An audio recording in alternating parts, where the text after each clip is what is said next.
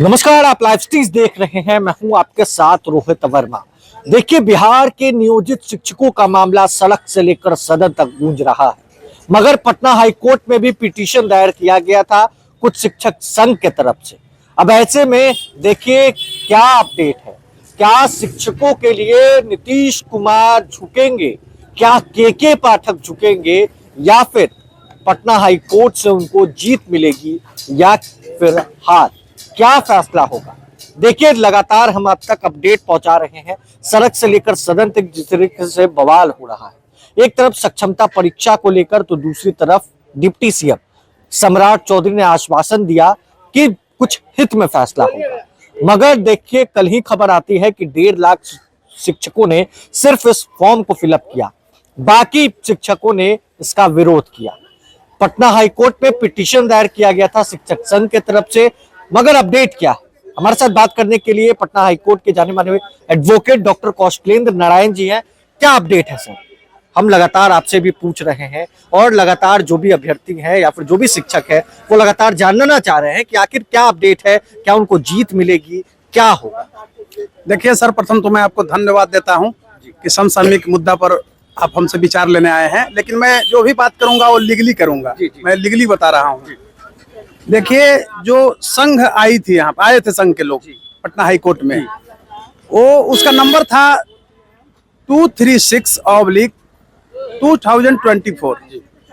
उसमें आपको मैं स्पष्ट रूप से कह रहा हूँ, हाई कोर्ट का कोई सरकार को निर्देश नहीं गया कि इसको परीक्षा को रोकना है या क्या करना है। उन्होंने उसमें माननीय ऑनरेबल जस्टिस साहब ने इस केस को जब देखा तो सरकार की तरफ से लर्नेड एडवोकेट जनरल आपको पीके शाही जी आए और उन्होंने काउंटर एफिडेविट के लिए समय मांग लिया। तो कहीं कुछ रह नहीं गया। अब काउंटर एफिडेविट जमा होगा, देखा जाएगा। बहुत लंबा प्रक्रिया, कोर्ट का जान ही रहे हैं। मैं स्पष्ट रूप से एक चीज कहना चाहूंगा, बीइंग ए लॉयर, संघ रहे या कोई भी रहे, उस पर हमारा कोई मतलब टिप्पणी नहीं है। लेकिन मैं एक चीज जरूर कहना चाहूंगा कि कहीं न कहीं जो पिटीशन दायर हो रहा है, संघ भी, देखिए हम लीगली बोल रहे हैं, लेकिन वो मैं भी एक जिम्मेवार नागरिक हूँ। पॉलिटिकली लोग आते हैं, संघ को भी पॉलिटिकल लोग बना लिए हैं। मैं कहना चाहता हूं कि इसके पहले और संघ के लोग आए थे। संघ को पहले सरकार से वार्ता करनी चाहिए था। आप एकाएक आ गए, आपको कोई बेनिफिट नहीं मिला। सरकार चेंज हो गई, पहले जो गठबंधन सरकार थी अब बदल गई। तो जब सरकार बदल गई तो सरकार एक नीति निकाली। वो उन्होंने बोला, जो के पाठक जी ने कहा था कि 3 परीक्षा देना है शिक्षक लोगों को, नौकरी चली, और जब नहीं पास करेंगे तो आप बर्खास्त हो जाएगा सेवा से। मैं वर्गीकरण कर रहा हूँ फेज बाई फेज। ये मुद्दा हुआ। सरकार, शिक्षक लोग विरोध किए। सच्चाई भी है कि भाई आप सरकार से कैसे, सेवा से कैसे हटा दीजिएगा। दूसरी तरफ जिस दिन बहस हुआ था तो एक खेल जरूर यहाँ हुआ। सरकार, पीके शाही है, सच्चाई है, पीके शाही जी ने कहा, लर्नेड एडवोकेट जनरल, उन्होंने कहा कि सरकार ऐसा कोई नोटिफिकेशन नहीं जारी किया है, विभाग ने जारी किया है और बात यही होनी चाहिए। ये शिक्षा विभाग का नोटिफिकेशन था। सरकार जो है टर्न ले लिया, क्योंकि इसको हम लाइटेड होने के लिए नहीं बोलेंगे, जो वस्तु स्थिति है। दूसरी तरफ मैं बता रहा हूं, सरकार जब चेंज होती है तो सरकार के जो शिक्षा मंत्री है, शिक्षा मंत्री जी ने कहा कि भाई 3 परीक्षा आप ऑनलाइन दे रहे थे, पहले भी ऑनलाइन देने का प्रावधान था। उन्होंने एक रास्ता निकाला कि 2 परीक्षा का प्रावधान और कर दिया कि 2 परीक्षा ऑफलाइन दिया जाएगा, यानी परीक्षा ऑनलाइन, हाँ ऑनलाइन, और 2 परीक्षा ऑफलाइन। तो ऑफलाइन में लिखित परीक्षा। अब मैं एक चीज बोलना चाहूंगा आपको स्पष्ट रूप से कि 5 परीक्षा का जो प्रावधान हुआ, 1 मिनट रुकिए। तो आप क्या खैनी बना रहे हो? 3 परीक्षा का प्रावधान पहले था ऑनलाइन। तो 3 परीक्षा जो ऑनलाइन था उसमें यह था कि अगर आप फेल करते हैं तो सेवा से खत्म हो जाइएगा। लेकिन सरकार ने कहा कि नहीं, 3 परीक्षा तो आप ऑनलाइन दीजिए, 2 परीक्षा और ऑफलाइन दीजिए, लिखित परीक्षा। अगर ये 5 परीक्षा में भी ना पास करते हैं तो देखिएगा अभी कहीं नोटिफिकेशन है कि आप हटिएगा कि नहीं। ये सरकार अभी बची है अपने से। ये सरकार जो है कोई स्पष्ट रूप से नोटिफिकेशन जारी नहीं किया। अब मैं एक चीज आपको बता रहा हूँ, देखिए गलती कहाँ से हुई है।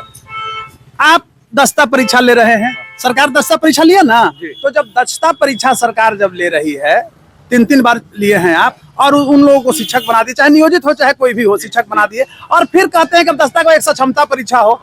तो एक कहाँ नियम है भाई कि दस्ता परीक्षा दे करके जो आए हैं फिर से परीक्षा दे, और फिर परीक्षा दे सक्षमता के लिए? ये सरकार की नीति गलत है।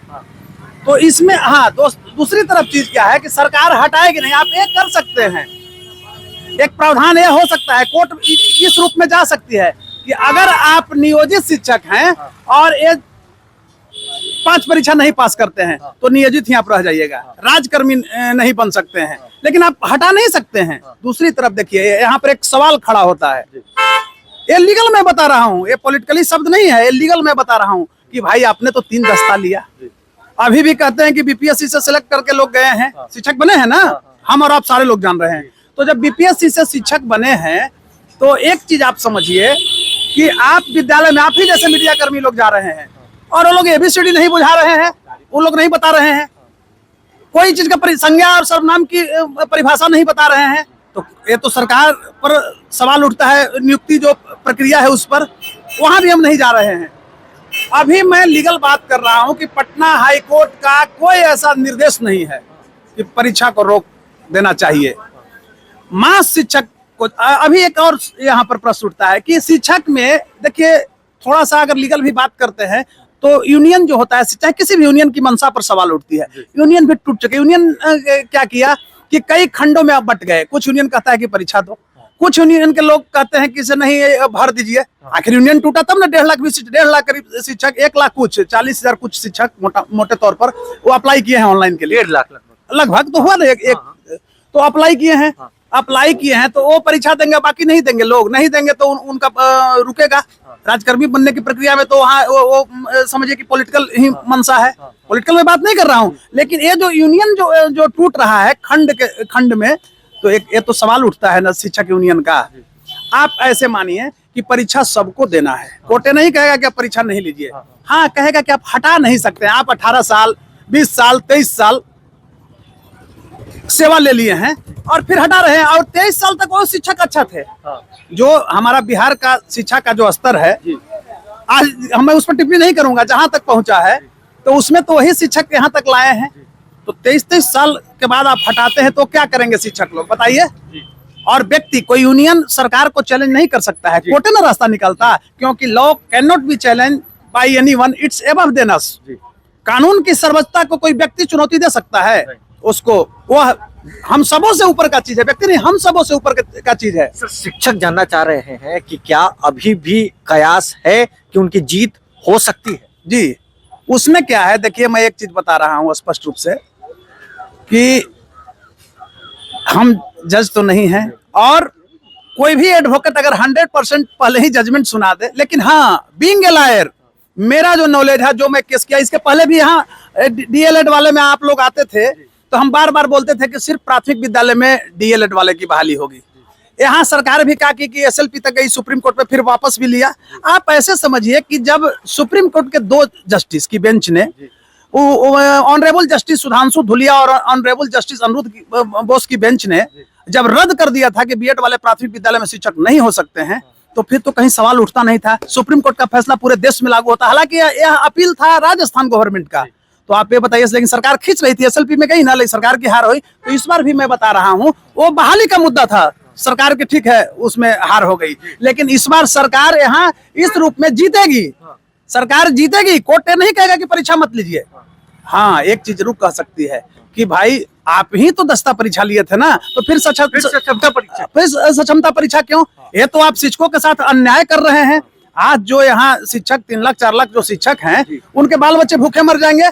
23 साल 25 अब तो कुछ रिटायर करने की ये में है, कतार में है, कुछ रिटायर भी मतलब अब लगता है कर जाएंगे इस माह के अंत तक। तो उनके साथ क्या होगा आप बताइए? जीत हो सकती है, जीत इस रूप में हो सकती है कि नौकरी नहीं जाएगी, नौकरी नहीं जाएगी। हाईकोर्ट ये नहीं कह सकता कि परीक्षा नहीं लीजिए। परीक्षा तो सरकार, देखिए न्यायपालिका और संसद का जब भी हुआ है, हिस्टोरिकल देखिए, मिडिवल पीरियड में देखिए या कॉन्स्टिट्यूशनल देखिए, तो सरकार की जीत होती है। और सरकार कोई बर्बरता नहीं कर रही है। बर्बरता सरकार का यह है कि कहता है कि हम सेवा से बर्खास्त कर दें। अगर सरकार चाहती है कि हम अपग्रेड करें तो थोड़ा परीक्षा ले रही है, क्या दिक्कत है? आप तो लगातार देख भी रहे हैं, ऐसे ऐसे मामले देखते हैं, क्या कभी ऐसा मामला आया हो जिसमें सरकार को झुकना पड़ा हो? सरकार कई बार झुकी है, लेकिन कब झुकी है कि सरकार भी स्वीकार कर लिया कि नहीं हमसे भूल हुआ है। लेकिन सरकार जब मेजोरिटी में है और कोई फैसला अगर कैबिनेट से करती है तो उसमें न्यायपालिका क्या करेगी बताइए? न्यायपालिका नहीं कर सकती है। हाँ होता है क्या कि सरकार भी पक्ष और विपक्ष में बढ़ते हैं, वहाँ इंटेलेक्चुअल्स लोग आते हैं। देखिए सरकार से भूल कहाँ हो रहा है, मैं लीगल बात कर रहा हूँ। अभी शिक्षा विभाग में हो क्या रहा है ना कि वो लोग लीगल जो उसका सेक्टर है वहाँ ये लोग भेजता ही नहीं है कुछ, डायरेक्ट कानून बना के ये इम्प्लीमेंट करवाना चाहता है, नोटिफिकेशन जारी कर दिया। देख रहे हैं कितना छीछा लेदर हो गया। अब उसमें सरकार का गलती है। अगर यही उसका जो विधि विभाग है वहां से एडवाइस लेकर के अगर जारी करता तो सरकार नहीं हारती, लेकिन ये लोग करते नहीं है। करता है क्या कि डायरेक्ट डाल दे रहा है। कभी कह रहा है कि शिक्षक जो है से भाई आप 8 बजे पहुंच जाओ विद्यालय में और 5 बजे जाओ। बोला ना कि 9 बजे अब आपको पहुंचना है, आप 5 बजे आइए। बताइए 5 बजे जो शिक्षक और शिक्षिका रूरल एरिया में है 15 किलोमीटर जाना हो, उसको क्या बीतता होगा आप खुद समझ सकते हैं। तो अभी सरकार ने भी आज ही या कल सरकार ने क्या कहा, खुद नीतीश जी ने भी कहा, यहाँ के हमारे मुख्यमंत्री जो है उन्होंने कहा कि भाई 10 बजे से जो विद्यालय चल रहा था वो 10 से 4 तक ही चलेगा। के पाठक का आदेश पलट गया। हाँ एकदम पलटना। देखिए मैं के पाठक जी का कोई शिकायत नहीं कर रहा हूँ, इतिहास जो बनेगा उसमें के पाठक का नाम अंकित होगा बिहार के शिक्षा जगत में, मैं स्पष्ट रूप से कहना चाहता हूँ। लेकिन देखिए अन्यथा नहीं आप लेंगे कि शिक्षक ये नहीं समझे कि परीक्षा उनको नहीं देना है, परीक्षा देना चाहिए। जो शिक्षक या शिक्षिका फॉर्म नहीं भरे हैं वो भूल कर रहे हैं। कॉन्स्टिट्यूशन को आप चैलेंज नहीं कर सकते हैं, कानून को चैलेंज नहीं दे सकते हैं। जब विभागीय है तो आपको भरना पड़ेगा। तब तो कल पुलिस वाले कहेंगे कि हमको ये चीज कर दीजिए, तब नहीं तो हमारे हाथ में आर्म्स होता है, कोई नियम कानून यहाँ नहीं रहेगा, सबको शूट आउट करेंगे। नहीं, ये गलत है। शिक्षक परीक्षा में जाए प्रक्रिया में, और हाईकोर्ट भी इससे कोई राहत नहीं देगा। बीइंग लॉयर मैं कह रहा हूँ 99% स्पष्ट रूप से कहने में हमको कोई परहेज नहीं हो रहा है कि मैं शिक्षक को दिखाना चाहता हूं कि हम आपके पक्ष विपक्ष नहीं, मैं कानून की हमेशा बात कर रहा हूं। उस समय जब मैं बोलता था कि बीएड वाले का बहाली ना होगा तो कुछ लोग विरोध, उनको खराब लगता होगा, लेकिन अंत वही हुआ। बार बार कहते थे कि सरकार के द्वारा ठगे जा रहे हैं। कहने का अभिप्राय हुआ कि उनको बहुत कुछ राहत नहीं मिलेगा। और आप मतलब माने इस रूप में जान लीजिए कि एक वकील को कभी भी पॉलिटिकल भाषा नहीं बोलना चाहिए, स्पष्ट बोलना चाहिए, भले वो थोड़ा वो खराब लगे लोगों को। माने साइको देख करके भाषा नहीं बोलना चाहिए। तो मैं स्पष्ट रूप से कहूंगा कि उनको परीक्षा देना ही पड़ेगा। अगर परीक्षा पर रोक लगता तो लर्नेड एडवोकेट जनरल पीके शाही जैसा बिहार में वकील है, सर्वे शर्मा है, तो क्या वो रोकवा नहीं सकते थे, हार सकते थे? चाहे उनके भी तो पूर्व एडवोकेट जनरल थे, ललित किशोर जी थे ना, तो नहीं, दोनों लोगों ने देखा कि गुंजाइश ही नहीं है, केस के लिए आप आ गए। तो विद्वान एडवोकेट जनरल ने कहा कि नहीं भाई, हमको काउंटर एफिडेविट का समय दीजिए। शाही जी ने समय मांग लिया, ठीक किया, वो देंगे सरकार को, कुछ नहीं होने वाला है, समय खींचेगा और परीक्षा में भी इनको जाना पड़ेगा, इसलिए परीक्षा दें। देखिए, तो बिहार के नियोजित शिक्षकों को लेकर पटना हाईकोर्ट में जो पिटीशन संघ के तरफ से दायर किया गया था उसमें क्या अपडेट है आपने सुना है। हमारे साथ पटना हाईकोर्ट के एडवोकेट डॉक्टर कौशलेंद्र मौजूद थे, जिन्होंने बताया है, बारीकियों से उन तमाम चीजों को बताया है जो पटना हाईकोर्ट में हुआ। बहरहाल इस खंड में इतना ही। अगर आपने अब तक लाइव सिटीज को सब्सक्राइब नहीं किया है, जल्द से जल्द लाइव सिटीज को सब्सक्राइब कर ले। धन्यवाद।